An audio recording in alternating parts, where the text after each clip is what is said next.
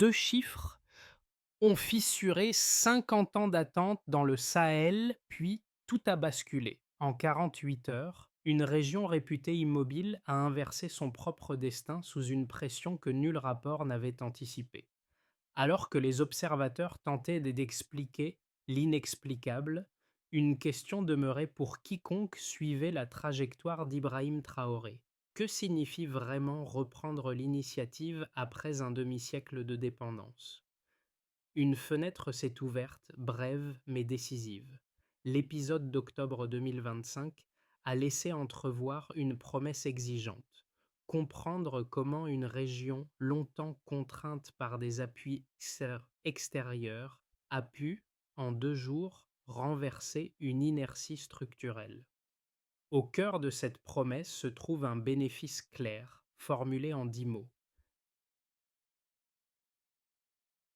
saisir ce qui transforme une réaction en décision souveraine. Pour y parvenir, il faut démêler les couches de risque que le Sahel a portées pendant des décennies. La dépendance opérationnelle, l'instabilité chronique et la fragilité des alliances, 3 forces capables d'annuler n'importe quel succès militaire si elles ne sont pas comprises avec précision.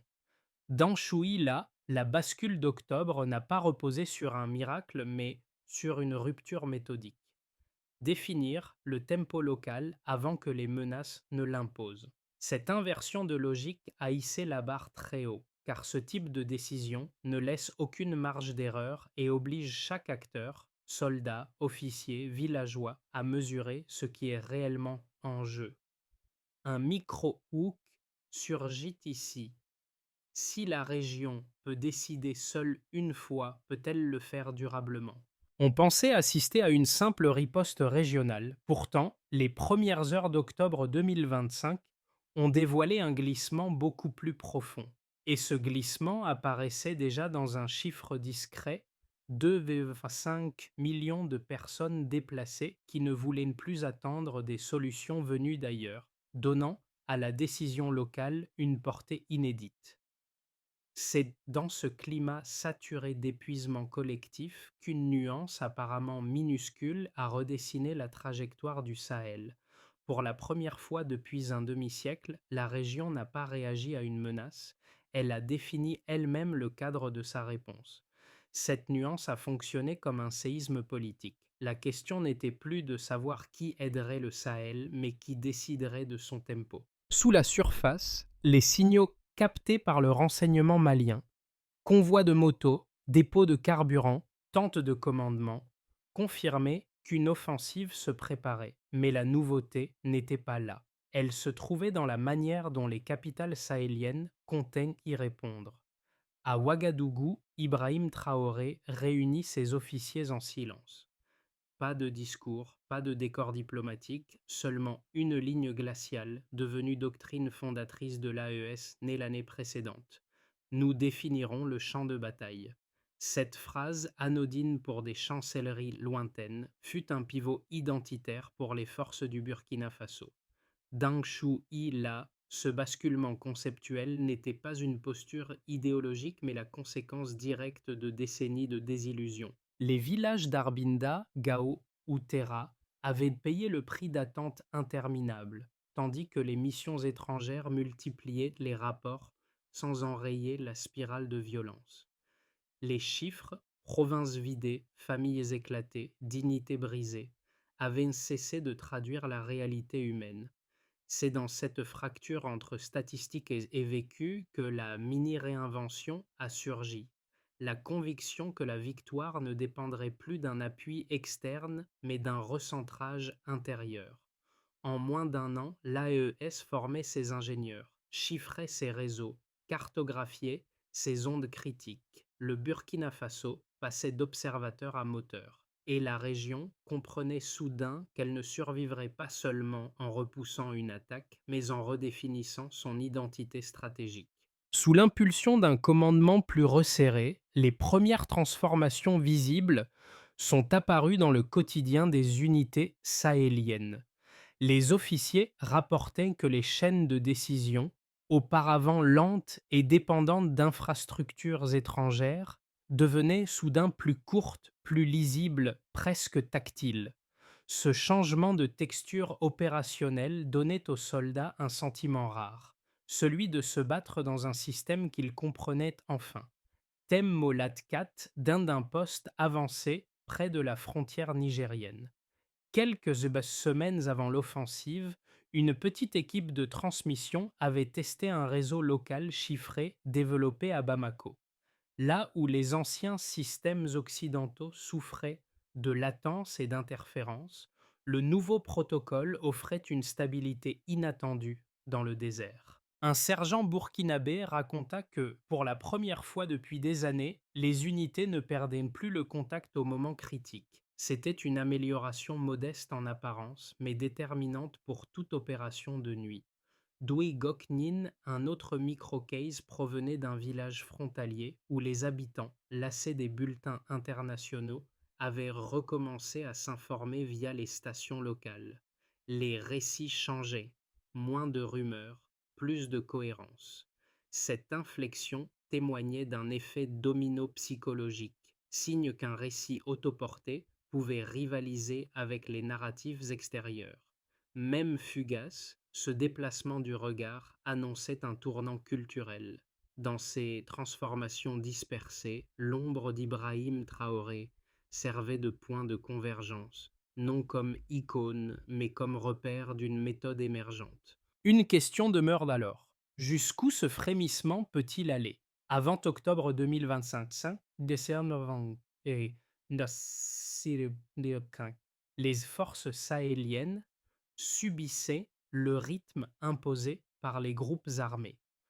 Après la détection des rassemblements inhabituels, la logique s'est inversée d'un seul coup. Ce n'était plus l'ennemi qui dictait la séquence, mais les capitales du Sahel. Cette rupture a déclenché une chaîne d'actions resserrée, presque chirurgicale. Kongluk, les signaux recueillis par les services maliens confirmaient que les unités de JNIM préparaient une offensive plus large que les cycles habituels. Convois de motos, tentes de commandement, dépôts de carburant. Chaque élément indiquait une montée en puissance rapide. Le renseignement burkinabé confirma. Puis, l'AES verrouilla la fenêtre d'intervention. Le terrain semblait encore silencieux, mais les plans s'alignaient déjà sur les cartes. Ketiep, la réunion décisive se tint à Ouagadougou. Dans une salle presque nue, Ibrahim Traoré rassembla ses officiers. Aucun décor, aucun protocole. Une phrase glaciale ouvrit la séquence. Nous définirons le champ de bataille. À cet instant, la doctrine cessa d'être théorique pour devenir ligne d'engagement. Les commandants répartirent les rôles en quelques minutes. Les communications furent basculées sur le réseau chiffré. Les drones locaux reçurent leur route de vol. Deng Shui, la nuit du 2 au 4 octobre, changea de densité. À 04h30, l'ordre fut transmis presque en chuchotant sur les radios AES. Les drones assemblés à Niamey s'élevèrent sans bruit au-dessus des dunes. Ils éclairaient le désert comme une grille thermique mouvante. À 05h, les batteries SR5 du Burkina Faso ouvrirent le feu. 3 salves successives frappèrent motos, dépôts et tentes de commandement. Les dunes s'embrasèrent d'une lumière d'aube artificielle. Matkak, les progrès terrestres suivirent une cadence méthodique. Les unités nigériennes avancèrent par blocs, guidées par les flux vidéo transmis en direct. Chaque mouvement répondait à un protocole unifié élaboré des mois plus tôt. L'objectif n'était pas d'écraser, mais de neutraliser. À midi, la colonne centrale de GNIM était aveugle, ses relais coupés, sa mobilité brisée. Le terrain penchait. Tem Molat Kat. Dans les villages frontaliers, les habitants s'éveillèrent au fracas, mais la peur avait changé de direction. Des témoins murmurèrent que la terre elle-même se bat. Ce renversement symbolique était aussi puissant que la progression militaire. L'AES gagnait non seulement du terrain, mais un récit. Troisième Mocho, le crépuscule tomba sur Tindiban. Le QG ennemi n'était plus qu'un amas de métal fondu. Les soldats, couverts de poussière, se regardèrent sans triomphe. Le silence remplaçait les slogans. Ils comprenaient qu'ils venaient d'effacer 20 ans d'humiliation en 48 heures. La démonstration n'était pas une vengeance. C'était une affirmation. La région pouvait agir seule. Dans cette séquence resserrée, détection, décision, frappe, stabilisation, se dessinait un modèle inédit. Ibrahim Traoré n'avait pas seulement coordonné une opération, il avait inversé un réflexe historique, passé de la réaction à la définition. Et cette bascule annonçait un champ plus vaste que la bataille elle-même. La transformation du Sahel s'est révélée dans un contraste net. Un temps de réaction passé de plusieurs semaines à 72 heures, un delta que les anciennes missions étrangères n'avaient jamais réussi à réduire. Cette réduction n'était pas un accident méthodologique. Elle reposait sur une préparation continue, sur des réseaux locaux chiffrés et sur une coordination régionale que les forces extérieures jugeaient longtemps impossible. Ce gain de vitesse fut l'ossature de toute l'opération. Deng Shui là, une deuxième donnée a confirmé la rupture structurelle. Plus de 120 positions ennemies neutralisées en moins de 48 heures, un chiffre vérifié par des observateurs indépendants à Bamako et à Niamey. Ce volume d'objectifs n'était pas le résultat d'un déploiement massif, mais d'un maillage technologique précis, couplant drones, artillerie SR-5 et unités terrestres synchronisées. La cohérence entre ces segments a constitué la vraie nouveauté. Matcac, un troisième indicateur, a surpris même les analystes sceptiques. Moins de 3% de pertes civiles, un taux inédit pour une opération de cette ampleur. Ce résultat ne tenait ni à la chance ni à un environnement favorable. Il provenait d'une cartographie affinée des zones sensibles, réévaluée en permanence par les flux vidéo issus des drones sahéliens. Chaque tir était filtré par un protocole local conçu pour réduire les dommages collatéraux. Ketiep, ces données ont raconté une histoire plus large, bien plus politique que statistique. Elles montraient que l'AES avait bâti un langage militaire unifié en un an, là où beaucoup imaginaient qu'une telle cohérence demanderait une décennie, là où les partenaires étrangers hésitaient à miser sur l'autonomie sahélienne, les jeunes ingénieurs de Bamako et Niamey prouvaient que la technologie n'était pas un monopole géopolitique. Un centre de calcul improvisé suffisait à déployer des protocoles efficaces. Doigoknin, les chiffres prenaient un autre sens lorsqu'ils étaient mis aux côtés du vécu humain. Les soldats burkinabés affirmaient qu'ils comprenaient désormais ce qu'ils défendaient. Les familles, longtemps enfermées dans le cycle funéraire, percevaient enfin une issue tangible. Ibrahim Traoré rappelait que ces données n'étaient pas des trophées, mais des preuves qu'une action locale pouvait atteindre la précision jadis attribuée aux seules puissances étrangères. À partir de ces trois mesures fondamentales, vitesse, volume, protection, la région a identifié un modèle opérationnel qui ne dépendait plus d'une assistance extérieure. Le Sahel se découvrait capable de mesurer, anticiper et corriger en temps réel. Cette dynamique bascule la lecture classique, l'Afrique ne suivait plus un script, elle écrivait la méthode. Les critiques les plus répandues évoquaient un risque majeur. La souveraineté militaire, poussée trop loin, pouvait glisser vers une forme d'autoritarisme stratégique. Selon cette lecture, l'AES aurait privilégié la démonstration de force au détriment de la prudence diplomatique, rendant la région vulnérable aux réactions internationales. Ceux qui défendaient cette position insistaient sur un point: aucun État ne peut réécrire seul l'équilibre d'un espace aussi fragmenté que le Sahel sans provoquer des tensions externes. Leur argument était clair, logique, appuyé par des précédents historiques. Matcac, une seconde ligne de critique, se concentrait sur la durabilité. Elle soulignait que l'autonomie technologique sahélienne n'était peut-être qu'un feu de paille. Les réseaux chiffrés, les drones locaux, les protocoles tactiques, Tout cela restait fragile face aux pressions combinées des sanctions, des coupures de financement et des campagnes de désinformation. Pour ces analystes, le modèle risquait de s'effondrer dès que ses adversaires comprendraient ses points faibles. Ils voyaient dans la victoire un pic, pas une trajectoire. Deng Chui, là, le Stillman exigeait d'examiner ces deux critiques avec sérieux avant d'y répondre. Le risque diplomatique existe, la fragilité technologique existe, la possibilité d'un contre-coup géopolitique existe. Ignorer ces signaux reviendrait à reproduire les erreurs du passé. Cependant, une observation change la structure du débat. L'opération d'octobre n'a reposé ni sur un parrain étranger ni sur un réseau opaque. Elle s'est fondée sur trois éléments mesurables: vitesse d'exécution, cohérence interarmée, taux de dommages civils extrêmement bas. Today, la réponse prend forme. Un modèle capable de détecter, frapper et stabiliser en 72 heures n'est pas un accident. Une coordination qui neutralise plus de 120 positions sans escalade régionale n'est pas un coup de chance. Un taux de perte sexe civile inférieur à 3% n'est pas un simple alignement favorable. Ce sont des indices d'un système reproductible, même sous pression. Le débat ne se termine pas ici, mais il s'équilibre. Les critiques ont raison sur les risques, les données montrent qu'une méthode existe déjà.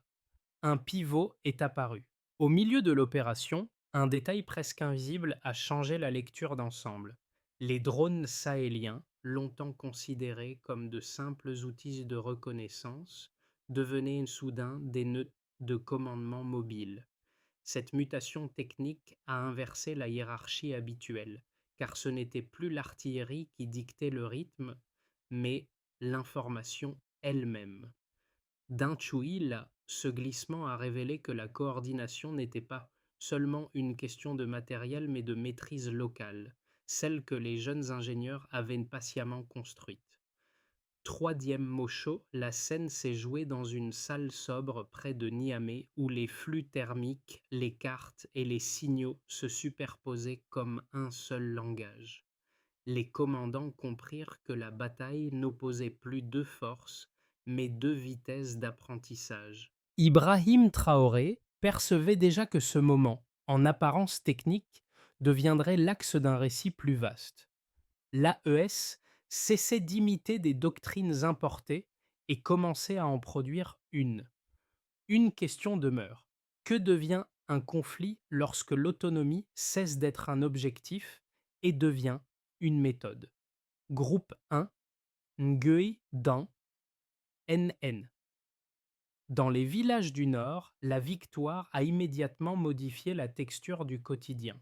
Les habitants, longtemps soumis au convoi funéraire, ont recommencé à entendre des chants, là où résonnaient autrefois les sirènes. Des milliers de déplacés ont entamé le chemin du retour, retrouvant des terres abandonnées pendant des années. Cette reconquête intime s'expliquait par un sentiment nouveau. La sécurité ne dépendait plus de forces venues de loin. Deng Shui, là, cette confiance retrouvée se propageait comme une onde douce. Les entreprises ont vécu un paradoxe inattendu. L'offensive, perçue d'abord comme un signe de durcissement, a fini par rassurer une partie des investisseurs. Plusieurs sociétés étrangères ont réévalué leur position, intriguées par la stabilité naissante.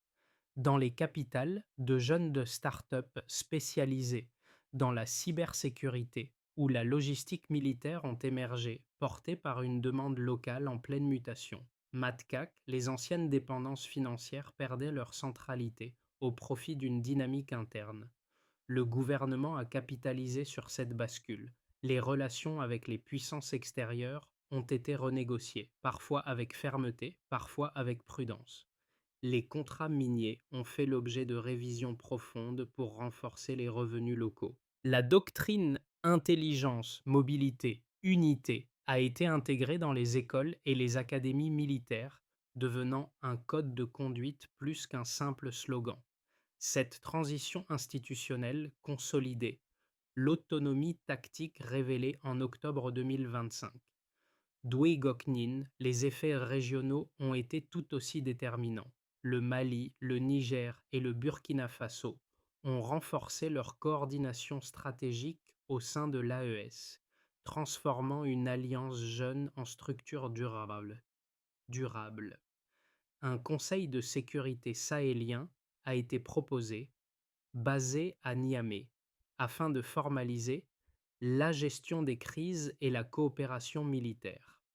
Cette architecture régionale redessinait l'équilibre du Sahel, non plus comme un espace fragmenté, mais comme un bloc cohérent.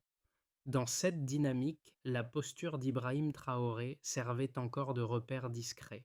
Tous ces effets, intimes, économiques, institutionnels, régionaux, composaient une même trajectoire. Le Sahel découvrait que l'autonomie n'était pas une abstraction idéologique mais une capacité mesurable. La bataille n'avait pas seulement neutralisé un ennemi, elle avait rendu possible une recomposition des priorités. Le monde observait un espace autrefois considéré comme fragile devenir un laboratoire d'équilibre nouveau. Le Sahel suit une trajectoire prudente mais stable. L'AES maintient son unité minimale, renforçant la coopération militaire sans chercher des expansions risquées. Les académies communes avancent lentement et les zones frontalières restent sous surveillance constante. La gouvernance locale, encore fragile, progresse par ajustements successifs plutôt que par réformes massives. Ce scénario repose sur un équilibre pragmatique. Ne pas aller trop vite, ne pas revenir en arrière.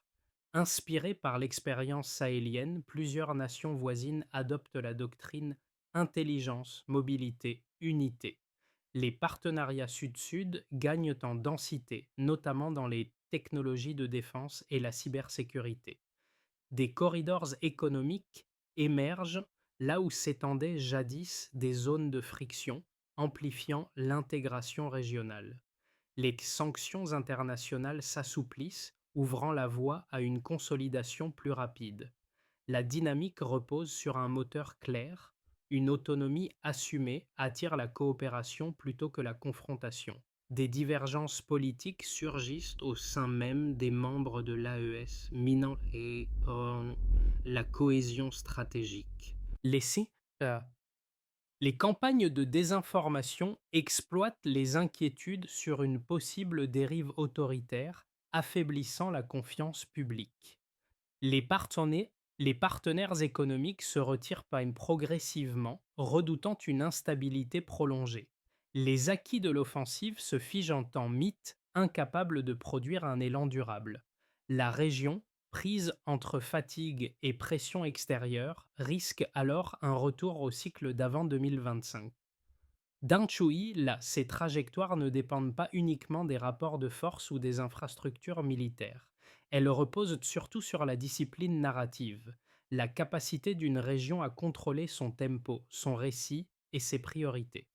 Ibrahim Traoré rappelait souvent que la souveraineté n'était pas un drapeau mais une méthode quotidienne, mesurable dans les actes plutôt que dans les déclarations. Pour comprendre ces trois chemins, une règle mentale s'impose. Si l'autonomie reste une pratique, les scénarios divergent. Si elle devient une habitude, ils convergent. Groupe A, ceux qui observent de loin. Pour une partie du public international, l'offensive d'octobre 2025 a agi comme un miroir inattendu. Les images venues du Sahel contredisaient l'idée d'une région condamnée à dépendre d'appuis extérieurs. Elles forçaient à reconsidérer ce que signifie stabilité lorsque celle-ci naît d'une décision locale. Ce renversement discret invitait les spectateurs à revoir les récits qu'ils jugeaient immuables. Dans Chouïla, de nombreux jeunes sahéliens ont perçu dans cette séquence un appel plus intime, la possibilité d'un avenir construit depuis chez eux. Les écoles reprenaient les discussions, les projets d'innovation renaissaient et les réseaux communautaires se réorganisaient avec une énergie neuve. Cette transformation émotionnelle, souvent invisible dans les rapports, révélait une aspiration simple exister sans attendre l'approbation d'ailleurs. Elle donnait une cohérence nouvelle à des générations longtemps partagée entre départ et résignation. Matrak, les plus anciens, voyaient dans ces événements l'écho d'un cycle interrompu depuis l'indépendance. Ils reconnaissaient, dans la sobriété du leadership sahélien, une continuité avec des valeurs anciennes: patience, endurance, dignité. Ce rapprochement entre passé et présent consolidait une identité que beaucoup croyaient fragmentée. Le nom d'Ibrahim Traoré revenait souvent, non comme une bannière, mais comme un repère moral. Today, une constate s'impose. Quand un territoire redéfinit son rôle, ceux qui le regardent redéfinissent le leur. Le Sahel ne parlait plus seulement de géopolitique, mais de responsabilité. Et cette résonance intime touche chacun différemment. Pour qu'une autonomie née sur le terrain devienne une structure durable, il faut la traduire en méthode, non en slogan. Les mois suivant l'offensive ont montré que la stabilité ne dépendait pas seulement de la sécurité, mais de la capacité à organiser des responsabilités précises. Cette logique impose un cadre. Chaque avancée doit être mesurée, transmise et consolidée avant d'en ouvrir une nouvelle.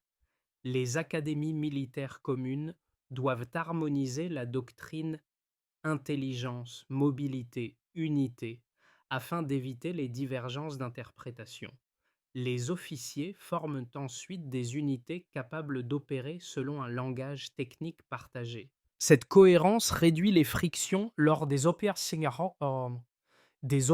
conjointes et prépare la région à absorber de nouvelles technologies locales. Dingchui, là, les réseaux de communication, les routes d'approvisionnement et les centres logistiques doivent être protégés par des protocoles résilients. La priorité consiste à réduire la dépendance aux équipements extérieurs.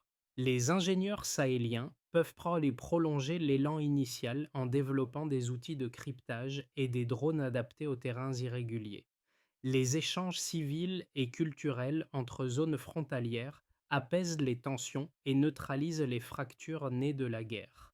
Les administrations locales, en collaboration avec les associations, accompagnent le retour des déplacés. Ce tissu social renouvelé empêche la résurgence des zones grises. Un conseil permanent de l'AES consolide les décisions diplomatiques, énergétiques et sécuritaires. Ibrahim Traoré rappelait que la force n'a de valeur que lorsqu'elle construit un cadre stable. Ce principe transforme la victoire en méthode et la méthode en continuité. Le retour au calme dans le Sahel a donné un sens nouveau aux petites scènes que l'on croyait anodines. Dans un poste avancé, le même sergent qui avait découvert la stabilité du réseau chiffré quelques mois plus tôt affirma que le silence de la nuit n'avait plus la même lourdeur. Les villages frontaliers, autrefois séparés par la peur, échangeaient à nouveau des nouvelles par les radios locales. Ce frémissement humain rappelait que la transformation commençait toujours par des gestes modestes avant d'atteindre les grandes décisions. Matkak, la région redécouvrait une mémoire longtemps étouffée. Les anciens retrouvaient dans la rigueur du présent une continuité avec ce qu'ils avaient espéré à l'époque des indépendances. Le motif de la connexion, celui-là même né dans les laboratoires improvisés et les postes de transmission, devenait un symbole moral. Dans ce miroir renouvelé, la présence d'Ibrahim Traoré apparaissait comme le fil discret d'une méthode plutôt qu'une figure triomphante. Et au bout du chemin, une vérité simple demeurait: la dignité revient toujours. Lorsque les récits se déposent après les grands basculements, il reste toujours une zone silencieuse où chacun décide ce qu'il retient vraiment. Dans le Sahel, cette zone s'est élargie au fil des mois, portée par des voix qui n'attendaient plus d'être traduites pour être entendues. Les marchés ont retrouvé leur couleur, les écoles leurs discussions et les radios locales leurs débats improvisés. Ce tissu vivant rappelait qu'aucune victoire ne subsiste sans ceux qui la transforment en quotidien. Deng Chui, là, cette renaissance tenait autant de la symbolique que de la stratégie. Le choix d'assumer son propre tempo résonnait bien au-delà des frontières sahéliennes. Il disait qu'un peuple pouvait redevenir acteur de son histoire sans renier ses fragilités. Cette idée, souvent s'associait au regard d'Ibrahim Traoré, dépassait pourtant l'image d'un dirigeant. Elle devenait une posture intérieure. Alors, une question demeure, simple mais décisive. Qu'est-ce qu'un territoire devient lorsqu'il choisit, à son tour, de définir son propre champ de bataille? Non par les armes, mais par la volonté.